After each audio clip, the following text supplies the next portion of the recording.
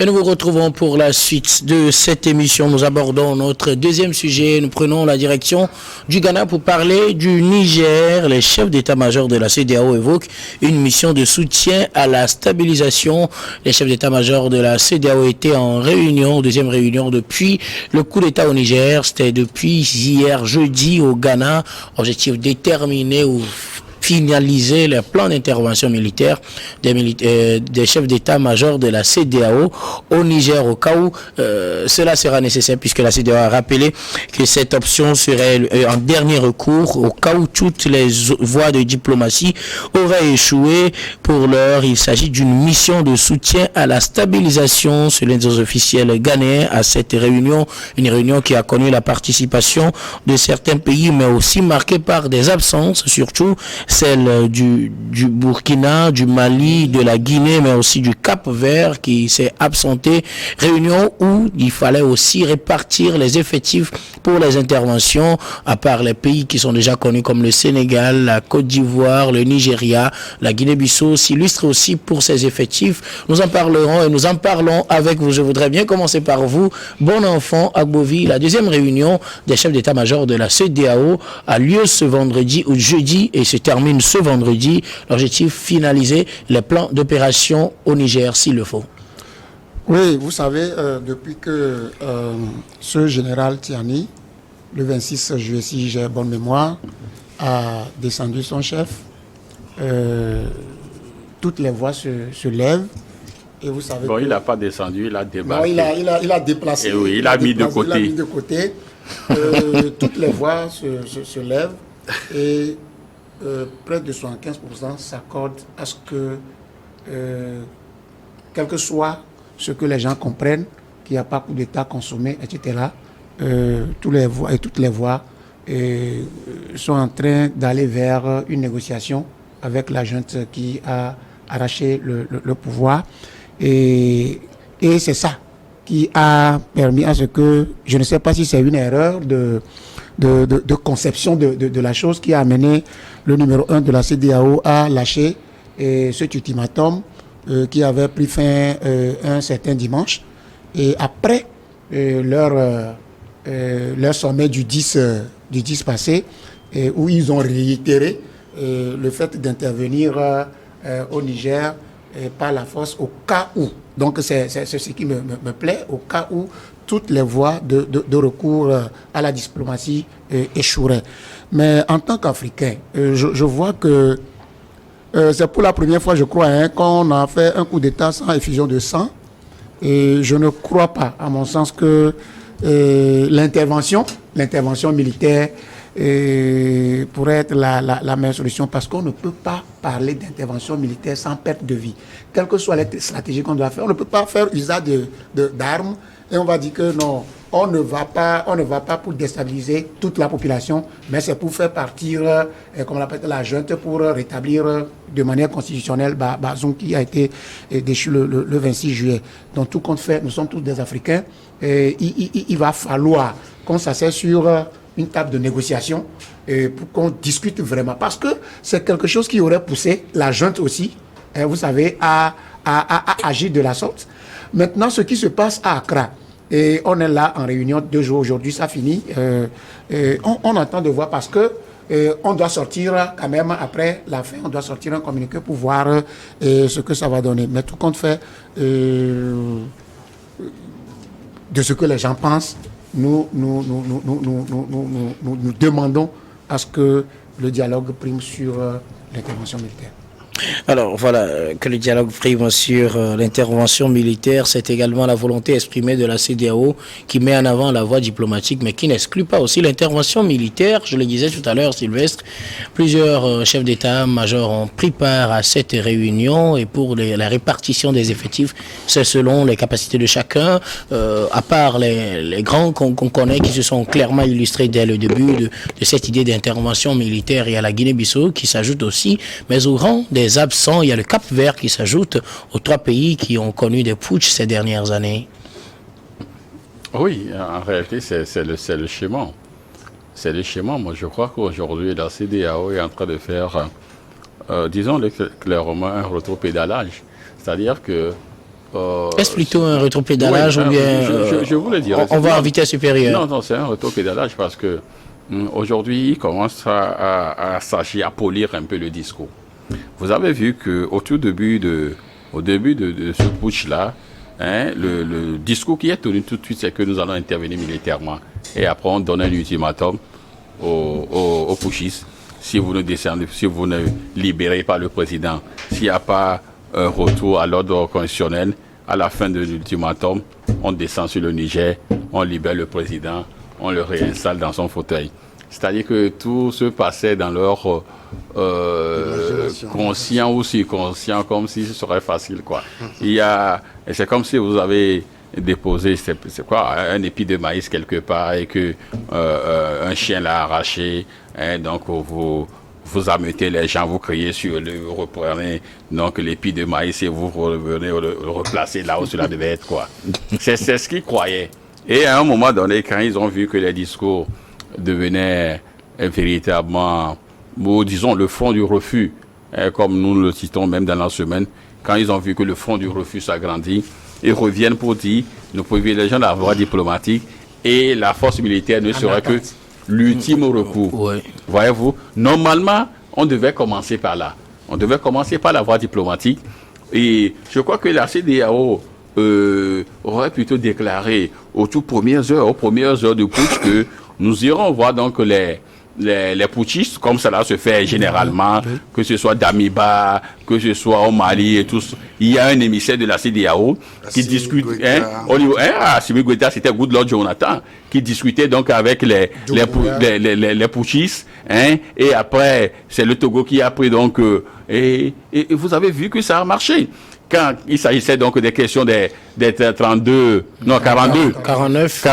mercenaires ivoiriens qu'on a pris sur le territoire donc du Mali. C'est des militaires ivoiriens. Bon, ça dépend de là où on se... Parce que pour les Maliens, ils disent que c'est des mercenaires. Okay. Maintenant, vous êtes du côté de la Côte d'Ivoire, ce sont des militaires. Donc, ça dépend de là où on se place. Donc, quand vous avez vu, c'est le Togo qui a véritablement pesé et on les a libérés. Mais concernant donc le Niger, tout de suite, on ne sait pas ce qui s'est passé.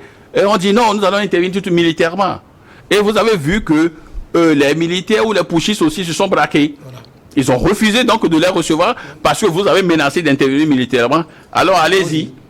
Vous voyez, c'est ce qui a fait que, souffrant un peu du terme, les discours se sont un peu radicalisés. Chacun reste sur sa position. Et c'est le pauvre Bazoum qui est là, ça fait plus de 3 semaines. Il est là, séquestré. Vous voyez, je crois que la CEDEAO aurait tenu un discours un peu plus apaisé, un peu plus doux peut-être au début, même si la situation ne le permettait pas. On l'aurait peut-être libéré depuis Bazoum. On l'aurait peut-être libéré. Vous avez vu le cas donc de la Guinée, où Alpha Condé était séquestré. La manière dont on a procédé rapidement, l'a libéré, il est même parti au Qatar et tout ça, faire la vie et tout. Voyez-vous, se faire soigner pas pour faire la vie quand même. Quelqu'un qui est allé se faire soigner et qui depuis là lançait des invectives. Donc ça veut dire qu'il est en pleine santé. Après la santé, il fait la vie. Alors, vous voyez, donc on aurait pu le libérer depuis, parce que la CEDEAO a tenu un discours ferme, un discours de va-t-en-guerre au début, que les autres aussi se sont braqués. Maintenant, quand ils reviennent, ils disent oui, il y aura la diplomatie. Vous avez vu que eux aussi, ils ont ouvert un peu, ils ont échangé avec certains.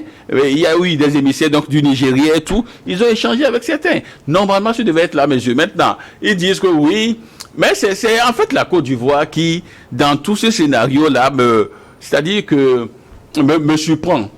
Voyez-vous, la Côte d'Ivoire, dont le président annonce déjà qu'il a discuté donc avec son chef d'état-major et qu'ils vont envoyer entre 800 1100 à 1100 hommes. Il n'a pas dit hommes, il a parlé de bataillon. Nous allons envoyer un bataillon de entre 800 et 1100 hommes. Je veux dire, la Côte d'Ivoire a tellement donc de bataillons, tellement donc comme ça, qu'ils n'ont pas pu les envoyer au Mali pour libérer les 49 qui sont restés là-bas. Ils auraient pu envoyer ça au Mali. Ça, c'est une décision de la CEDEAO. La Côte d'Ivoire est dans son droit de Non, écoutez, est-ce que la CEDEAO jusque-là, jusqu'à l'heure où nous sommes, aujourd'hui. Est-ce que la CEDEAO a annoncé un effectif pour aller au Niger? Non, justement. Mais c'est uniquement le président ivoirien. C'est l'objet de cette réunion. Il faudrait que chacun donne l'effectif qu'il pourrait envoyer. Bon, donc lui, il a déjà dit combien de personnes elle pourrait envoyer. Est-ce que ça c'est un problème? Non, moi ce que je dis aujourd'hui, le Togo a tellement donc de problèmes. C'est-à-dire qu'il y a des élections et tout ça. Donc il ne faudrait pas que la Côte d'Ivoire revienne encore vers le Togo, qu'on a capturé ces éléments, qu'il faudrait qu'on aille les libérer. Non, oui, il ne faudrait pas qu'on aille les libérer. Des gens qui ont fait des coups d'État, c'est vrai que c'est condamnable. Mais des gens qui ont pris Bazoum sans effusion de sang. Maintenant, vous voulez aller donc le libérer parce que Bazoum est dans un maquis entre ses copains et donc vous allez lui demander, mon frère, rentre chez toi. Non, il est entre des militaires. Et un militaire qui se sent menacé, mais il va vouloir, bon, là, nous mourrons ensemble, nous vivons ensemble et nous mourrons ensemble. Donc, ce qu'ils font est beaucoup plus dangereux que le coup d'État. Le tâche qui est là. C'est vrai que nous voulons que... C'est dangereux parce que le premier coup d'État, le premier coup de fusil qu'on va tirer au Niger, je me dis que la vie de Bazoum est en danger.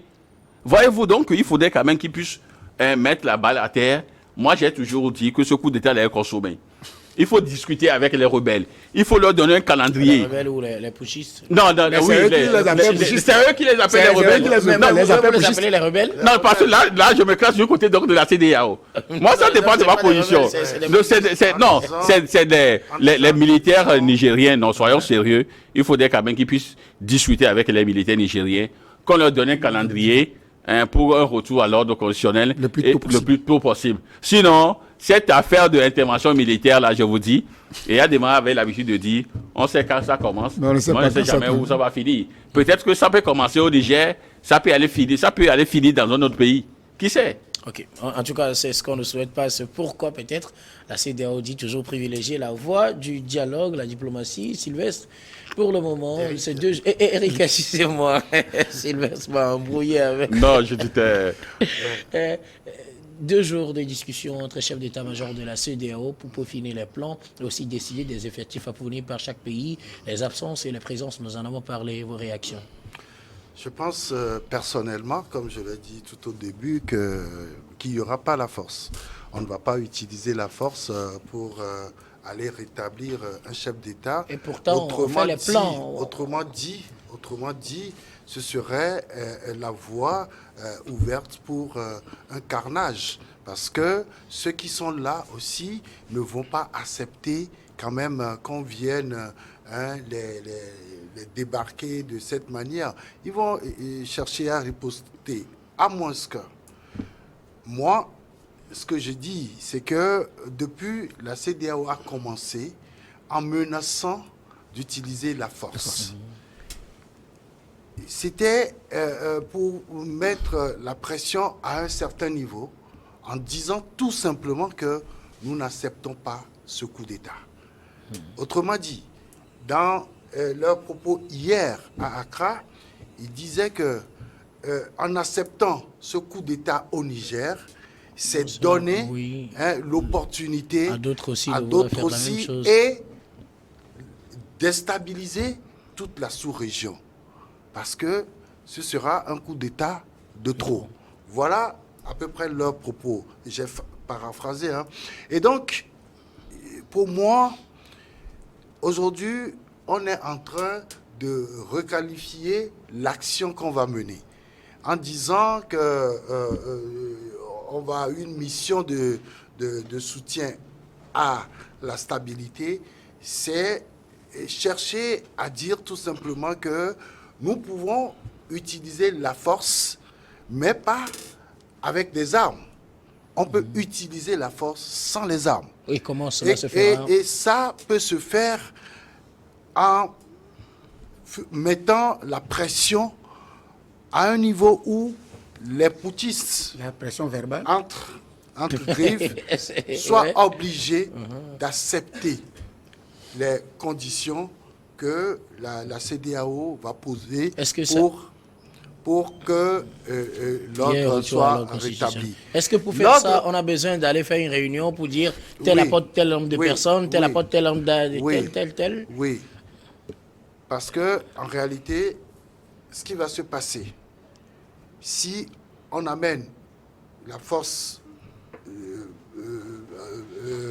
de réserve Oui. de la CEDEAO, ce n'est pas pour aller dégainer. Pas forcément. Ils seront des observateurs. On Un a militaire vu, sur le front qui est... on a vu cela en Guinée-Bissau. Ouais, ben, Personne n'a tiré sur personne. Mais on a rétabli l'ordre. en Gambie également. Mais voilà, lui, il prendre les choses ici. Oui, c'est dire qu'on peut toujours y aller, sans toutefois dégainer. C'est ça le principal enjeu aujourd'hui dans cette affaire au Niger. Alors, il y a une chose, s'ils arrivent sur le sol nigérien et que les militaires nigériens dégainent en premier, ils ne vont pas riposter? Oui, c'est là où il faut voir à quel niveau chacun... Et la manière dont ils viendront. Oui. Vous atterrissez dans mon pays Dans avec mon des pays, armes. avec les armes. Non, il faut bien comprendre la situation. Je reste persuadé que nos chefs d'État ne vont pas engager une guerre au Niger. La guerre sera contre qui? Nous sommes en train de parler du développement de nos pays. Vous ne pouvez pas avoir ce développement dans l'instabilité. Parce que si vous commencez aujourd'hui, comme l'a toujours dit Feu Gnassingbé Yadima, on sait quand ça commence, mais on ne sait jamais quand ça finit. Une situation qui a tout son sens. Oui, Voilà. oui. Donc, si vous commencez, c'est que vous serez responsable de la situation qui va peut-être durer dans le temps. Et c'est parce que nos chefs d'État doivent chercher pour le Niger. C'est pour ça que je dis forcément qu'il n'y aura pas de coup de feu. On peut, aujourd'hui, qu'est-ce que les putschistes ont fait? Ils ont fermé les frontières. Ils ont fermé les frontières aériennes comme terrestres. Mais que les gens viennent. Mais oui, justement, parce que, vous savez, les rebelles, les putschistes aussi ne feront pas l'erreur de tirer. Ils ne le feront pas. Parce que là, aujourd'hui, bien que ce soit une armée, mais ce n'est pas tout le monde de cette armée-là qui soutient ce coup d'État. Et c'est celui qui donne les Vous ordres. savez, Non, vous ça, savez, coup vous d'État. savez, Non, ça, si celui qui donne les non, ordres, ça, c'est des le coup d'État, il racontars. demande Ça, un coup C'est des d'État. racontars. C'est vrai qu'au début, c'est la garde, hein, c'est la garde donc républicaine qui a fomenté le coup. Mais tout de suite, vous avez vu que la garde nationale s'est Voilà. ralliée. Vous pensez que les militaires Là où nous sommes, nigériens vont là où nous sommes, non, c'est plus ça. non, Sylvestre, oui. voilà. Vous savez, nous sommes dans une situation que personne ne peut aujourd'hui déterminer en disant oui que tout le monde accepte le putsch et donc c'est consommé et donc rien ne va plus se passer. Non, c'est consommé en fait. Vous savez, Je peux te rassurer. Prenez ce pays, le Niger. Aujourd'hui, quand vous regardez un peu les statistiques, c'est un coup d'État chaque 10 ans. Ouais. Sans compter Oui. ceux qui ne réussissent pas, Ouais. ceux qui sont étouffés dans l'ombre ou je ne sais pas. Mais Sylvestre, c'est dire que il faut qu'on arrête cela. C'est dit qu'il y a problème. Et il y a problème. Ça veut dire qu'il y a C'est quand il y a un problème, quand il y a... Voilà. Il y a un problème. Oui. C'est le nœud là à extirper d'abord. Le problème est causé par qui?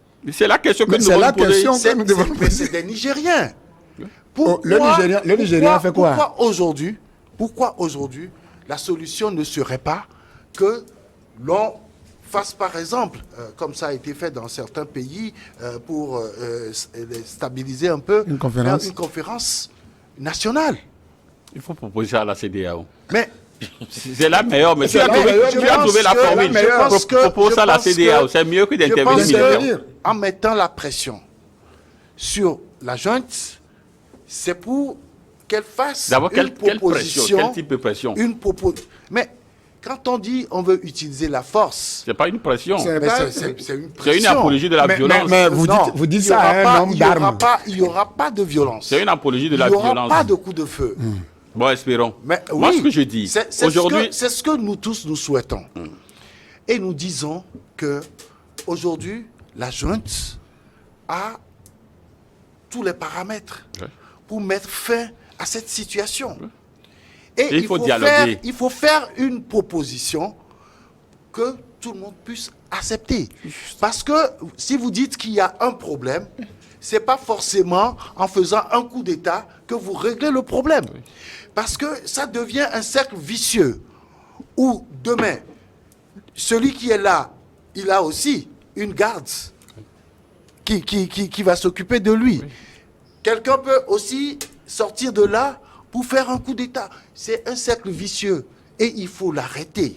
Et justement, je mais dis, Guillaume. aujourd'hui, ce qu'il faut proposer, c'est à la junte de faire cette proposition en disant oui, nous avons fait un coup d'État parce qu'il y a des problèmes, mais nous souhaiterions que cela se règle de cette manière. la CEDEAO Et- dit et non. propos- Retour à Guillaume, l'ordre constitutionnel alors, pour S'il rien. vous plaît, La- nous la- allons avancer la- dans la- ce la- débat. le la- problème- temps est contre la- Le nous. problème, Eric, s'il vous plaît, nous allons avancer sur cet aspect, puisque je crois que les débats sur l'utilité d'intervenir ou non. Non, risquent non, de moi, prendre tout le moi, temps. je veux même plus Parlons aborder de ce- cette rencontre c'est- des chefs d'état-major. Aujourd'hui, comme je le disais, la rencontre s'est terminée ce vendredi, mais comme je le disais, il y a eu des présences et des absences. Ce qui a le plus marqué, c'est l'absence du chef d'état-major du Cap-Vert, Oui. en plus de ceux qu'on connaît déjà, du Mali, de la Guinée, du Burkina, à qui on s'attendait, dont on s'attendait à l'absence.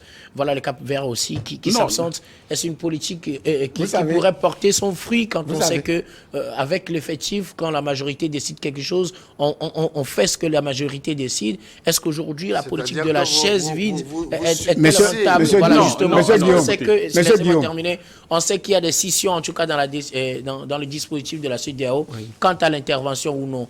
Est-ce que décider de ne pas participer à la réunion serait plutôt un avantage pour sa position ou plutôt un obstacle? C'est la question que je voudrais Non, vous poser. Non, écoutez, le Cap-Vert s'est prononcé la semaine dernière où le président dit clairement Qu'il est contre contre une intervention militaire. militaire. Et donc, s'il n'est pas à Accra parce que les gens sont décidés donc à passer donc à leur vitesse supérieure, c'est normal qu'ils restent à la Est-ce que maison. s'ils arrivaient Maintenant, en grand nombre à Accra et ils disent que sur, par exemple, 15, nous sommes 9 à dire que nous sommes contre, est-ce que ce n'est pas plus rentable que les 9 restent chez eux écoute- et laissent le reste décider? non, écoutez, qu'ils soient là ou non, il faudrait quand même que, quand on parle de CEDEAO, on ne parle pas donc du Bénin, on ne parle pas de la Côte d'Ivoire, on ne parle pas du Nigeria ou du Sénégal. Ouais, On bien parle de sûr. la CEDEAO. Non, Donc, mais c'est la majorité qui décide, bien sûr. Bien sûr. justement, c'est la majorité C'est qui la décide. majorité. Maintenant, ce qui se retrouve est que c'est que 4 personnes qui disent oui et que les autres ne sont pas là, ils ne peuvent pas continuer. Ça, c'est un premier élément. Mais pourquoi moi je dis que la CEDEAO... Non, ceux qui ne sont pas là sont minoritaires. Non, écoutez, pour sont l'instant, que- ils sont que quatre. non, Vous savez, écoutez, vous savez, pour vous l'instant, savez. il n'y a que 4 qui sont donc Voilà. tout feu, tout flamme et qui veulent intervenir. Il y a la Côte d'Ivoire, il y a le Sénégal, Nigeria, le Sénégal et le Bénin. le Bénin. Le Mali a déjà donné sa position. Le Burkina Faso a déjà donné sa position. La Guinée. Conakry a donné sa position. Mais Il y a ces trois le Cap pays ne Vert. participent pas. Le Cap Vert, Ils ont été exclus de Ouais, ouais, l'instance de décision, effectivement. justement, ils ont été exclus. Ça veut mais dire que leur voix ne porte non, pas. non, ils ont été exclus ne veut pas dire qu'ils ne sont plus membres de la Membres. CEDEAO. Ils oui, sont ça, bien membres. sûr. Ils sont, Ils sont Justement, suspendus. Ils sont justement. suspendus. On va Ils sont- aller et donc, très vite, si vous voulez engager- allons non, directement à la ils proposition sont suspendus des organes de de décision. décision. Ouais. Non, Ils sont écoutez, toujours membres, ouais. justement, maintenant, s'ils sont suspendus et que vous voulez engager, donc, c'est la raison pour laquelle ils disent que si la CEDEAO veut continuer, il y a déjà la Guinée, je crois que c'est le Mali, qui dit nous sortons de la CEDEAO. Ouais. Vous voyez un peu, Pour former. vous voyez un peu cette erreur-là. Si jamais ils arrivaient donc à tirer au Niger, ce que cela peut de donner en guise de conséquences pour la CEDEAO. Parce que ce n'est que 3 qui font donc le jeu aujourd'hui. Maintenant, au-delà, moi je voulais même clôturer avec cette affaire d'intervention militaire. J'ai vu une image hier sur les chaînes donc internationales qui m'a choqué. Des gens, des Nigériens qui apportaient donc de l'oignon, qui vont vers le Bénin. Parce que bloqués à la frontière, les produits commencent déjà à pourrir. Et ils sont obligés de sortir cela de leur camion pour les exposer donc à même le sol. C'est ça, cette CEDEAO, c'est ça ce que cette CEDEAO qui est, avant tout, avant volet politique. Et tout, c'est-à-dire une communauté économique. Ouais. C'est-à-dire que c'est sa vision première, c'est de promouvoir l'économie des États. Mais c'est cette CEDEAO aujourd'hui qui empêche les populations qui ont des produits à couler donc sur d'autres territoires. Des denrées périssables. Hein. Des denrées périssables, on les bloque à la frontière parce qu'il y a coup d'État dans nos pays. Vous ne voyez pas que c'est cynique? Et des gens qui ont investi des millions de francs CFA. J'ai écouté les chauffeurs même, certains conducteurs raison de plus que tu comprennes ce que j'étais en train de dire. C'est des formes de pression sur cette junte-là. Non, ce n'est pas la junte, ce n'est plus la junte, parce que la junte, c'est pour la... Non, ça c'est du cynisme, c'est pas une pression. Non, pour dire... Au moins on peut permettre à ce que les denrées périssables puissent entrer sur le territoire. Non. Mais vous ruinez un citoyen. Mais quand la junte ferme les frontières, c'est pourquoi? Mais c'est parce qu'on a menacé de les tuer. De les tuer. Voilà. Mais eux, ils n'ont pas menacé le Bénin. Et ils disent même qu'il y a un pays voisin qui ne vont pas dévoiler. Ils entendent qu'il y a des choses qui vont passer par là pour venir chez eux. Ils ont le droit. Au moins pour les denrées périssables. Monsieur Guillaume. Pour les denrées périssables, permettez. Monsieur Guillaume. Pour qu'on termine. Voilà, le problème c'est quoi? Quel que soit ce que nous allons dire ici, tout le monde s'accorde quand même que, vous savez, ce n'est pas au Niger seulement que les coups d'État de ces temps-ci ont commencé. C'est le Niger qui vient de terminer. Pourquoi la CEDEAO... Ah ok, que Dieu t'entend qu'ils viennent de terminer. Oui, la CEDEAO... C'est ce qu'on souhaite d'ailleurs. Il faut voir l'acharnement de la CEDEAO lorsque nous avons eu le coup d'État en Guinée-Conakry, c'est ça? Nous avons eu le coup d'État au Mali, nous avons eu le coup d'État au Burkina Faso. Nous avons vu comment la passivité, d'une manière ou d'une autre, de la CEDEAO a été fait montre. Nous avons vu ça.